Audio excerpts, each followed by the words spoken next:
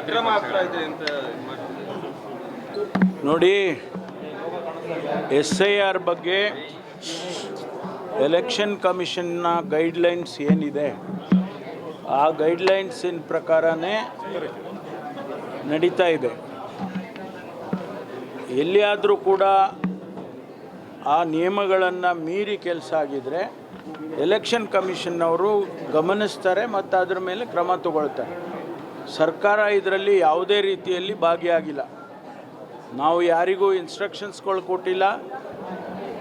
Election ಕಮಿಷನ್ನವರು ಏನು ಸಿಬ್ಬಂದಿಗಳನ್ನ ಕೇಳಿದರೆ ಅದನ್ನು ನಾವು ಕೊಟ್ಟಿದ್ದೇವೆ ಬಿಟ್ಟರೆ ನಾವ್ಯಾರೂ ಕೂಡ ಮಾಡಲಿಲ್ಲ. ಅಲ್ಲಿ BLOಗಳಿರ್ತಾರೆ. BLOಗಳೇ ಮನೆ ಮನೆಗೆ ಹೋಗಿ ಏನು ಆ ಫಾರಮ್ಮನ್ನು ಎನ್ಯುಮರೇಷನ್ ಫಾರಮ್ಮನ್ನು ಕೊಟ್ಟು ಅದನ್ನು ವಾಪಸ್ ತಗೊಳ್ಳೋ ಜವಾಬ್ದಾರಿ ಅವರಿಗಿರುತ್ತೆ. ಒಂದು ವೇಳೆ BLO ಎಲ್ಲಾದರೂ ಒಂದು ಕಡೆ ಕೂತ್ಕೊಂಡು ನಾನು ಕೊಡ್ತೀನಿ ಅಂತ ಹೇಳಿದರೆ ಅದು ಅವರು ಮಾಡಿರ್ತಕ್ಕಂಥ ತಪ್ಪುಗಳಿರ್ಬೋದು. ಅಂಥದ್ದೇನಾದರೂ ಘಟನೆ ಇದ್ದರೆ ಅದನ್ನು ತನಿಖೆ ಮಾಡಿ ಕ್ರಮ ತಗೊಳ್ಳಿ, ಯಾರು ಬೇಡ ಅಂತ ಹೇಳೋದಿಲ್ಲ.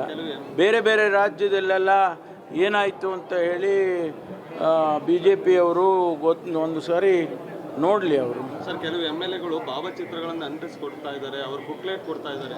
ಅದನ್ನೆಲ್ಲ BLOಗಳು ನೋಡಬೇಕು. ಅವ್ರು ಹೆಂಗೆ ಕೊಡ್ತಾರೆ? ಎನ್ಯುಮರೇಷನ್ ಫಾರಮ್ಮು ಯಾರ ಕಡೆ ಹೋಗುತ್ತೆ? ಎನ್ಯುಮರೇಷನ್ ಫಾರಮ್ಮು ಡೈರೆಕ್ಟಾಗಿ BLO ಮನೆ ಮನೆಗೆ ಹೋಗಿ ಕೊಡಬೇಕು. ಆ ಕೆಲಸ ಅವ್ರು ಮಾಡಲಿಲ್ಲ ಅಂದರೆ ಎಲೆಕ್ಷನ್ ಕಮಿಷನನ್ನು ಅವರು ಮಾನಿಟರ್ ಮಾಡ್ತಾರೆ.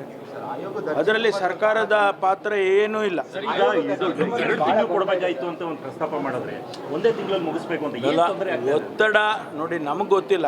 ನಾವು ನಮ್ಮನ್ನು ಏನು ರಾಜ್ಯ ಸರ್ಕಾರವನ್ನು ಏನು ಕೇಳಿ ನಿಯಮಗಳನ್ನು ಮಾಡಿಲ್ಲ.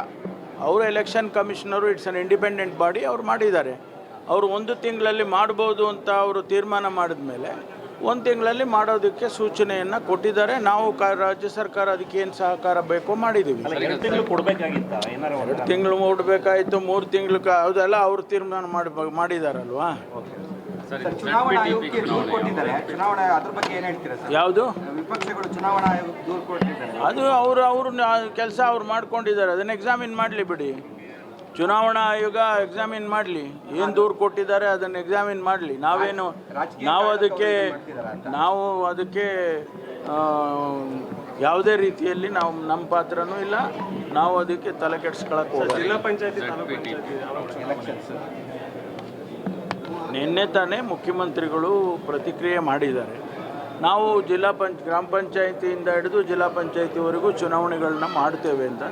ಅದು ಸಂದರ್ಭ ಇದು ಏನು ತೀರ್ಮಾನ ಯಾವಾಗ ಅನ್ನೋದನ್ನು ಮಾಡ್ತೇವೆ. ಸರಿ, ಕಂದಾಯ ಇಲಾಖೆ ನಿಮ್ಮ ಬಳಿ ಇದೆ. ತುಮಕೂರಲ್ಲಿ ಕೂಡ ಮಸೀದಿಗಳಲ್ಲಿ ಶಾದಿ ಮಾಲ್ಗಳಲ್ಲಿ ನಡೀತಾ ಇದೆ SIR ಅನ್ನುವಂಥದ್ದು. ಅದನ್ನು BLOಗಳು ವಿಚಾರ ಮಾಡಲಿ. ಯಾವ BLO ಅದಕ್ಕೆ ಅಲೋ ಮಾಡಿದ್ದಾರೆ ಅವ್ರ ಜವಾಬ್ದಾರಿ, ಅವ್ರ ಮೇಲೆ ಕ್ರಮ ತಗೊಳ್ಳಿ ಎಲೆಕ್ಷನ್ ಕಮಿಷನ್. ಸರ್, ಹೇಮಾವತಿ ಹೋರಾಟ ಮತ್ತೆ ಶುರುವಾಗುತ್ತೆ ಅನ್ನುವಂಥದ್ದು ಮಾಧುಸ್ವಾಮಿ ನೇತೃತ್ವದಲ್ಲಿ ಮಾಡ್ತಾರೆ ಅನ್ನೋದು ಕೇಳ್ಬೋದು. ಅದೇ ನಾವು ಸರ್ಕಾರ ತೀರ್ಮಾನ ಮಾಡಿದೆ. 900ಕ್ಕೂ ಹೆಚ್ಚು ಕೋಟಿ ರೂಪಾಯಿಯನ್ನು ಈಗಾಗಲೇ ಅದಕ್ಕೆ ಮಾಡಿ, ಅದಕ್ಕೆ ಹಣನೂ ಬಿಡುಗಡೆ ಮಾಡಿ ಸಾಕಷ್ಟು ಹಣ ಖರ್ಚು ಮಾಡಿದ್ದಾರೆ.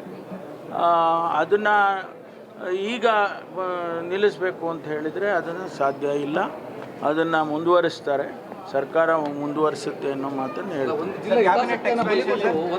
ಯಾವ ಜಿಲ್ಲೆನೂ ಹಿತಾಸಕ್ತಿ ಬಲಿ ಕೊಟ್ಟಿಲ್ಲ ರೀ. ಕುಣಿಗಲ್ ಯಾವ ಜಿಲ್ಲೆನಲ್ಲಿದೆ? ಅಲ್ಲ, ಕುಣಿಗಲ್ ಯಾವ ಜಿಲ್ಲೆಯಲ್ಲಿ ಇದೆಯಪ್ಪ?